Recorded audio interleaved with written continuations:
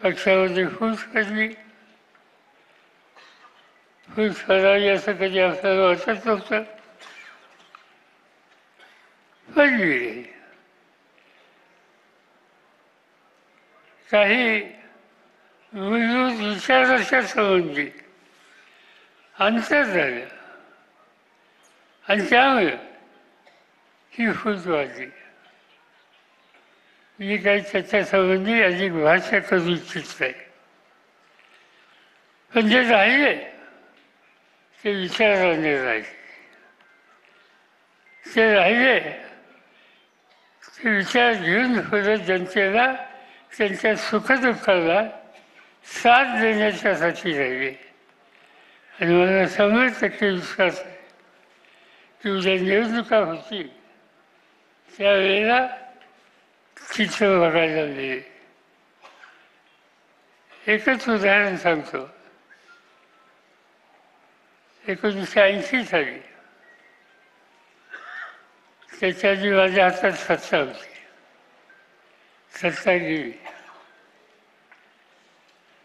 निवडणुका आल्या आणि काहीतरी 50-52 आमदार निवडून आले आणि 6 महिन्याच्या आत त्याचे फक्त 6 शिल्लक राहिले, बाकी सगळे पक्ष सुटून गेले. जे 6 शिल्लक राहिले त्याचे एक मला इथे दिसतात. त्यांचं नाव कमलकिशोर कदम. ते त्या ठिकाणी राहिले ते 6च्या मध्ये. आमचा पक्ष 6 जणांचा झाला आणि त्यानंतरची निवडणूक आली. राष्ट्रवादीची संख्या ही 72 झाली. राज्य सरकारमध्ये काम करायची संधी मिळाली आणि त्यामुळं फुटीची चिंता करू नका. कोण आले कोण गेले त्याच्याबद्दलची चिंता करू नका.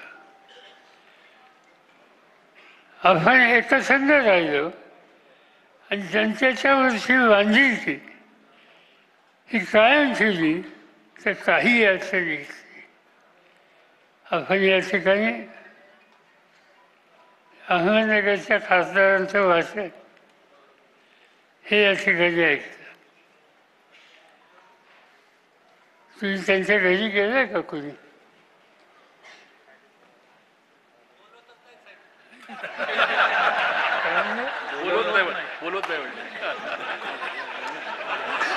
ते तुमच्याकडे येतील.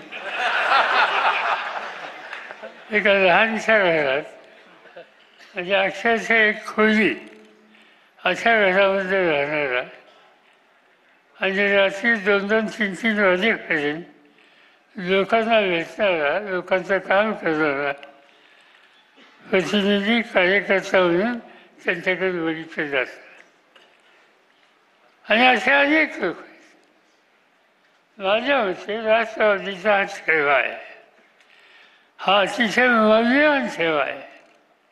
तुमच्यासारखे कार्यकर्ते एकसंध राहून विचारांना पुढे येतील तर सत्ता विचाराची चिंता करू नका, सत्ता अभाव होईल. आणखी येण्याची स्थिती मला महाराष्ट्रामध्ये दिसते.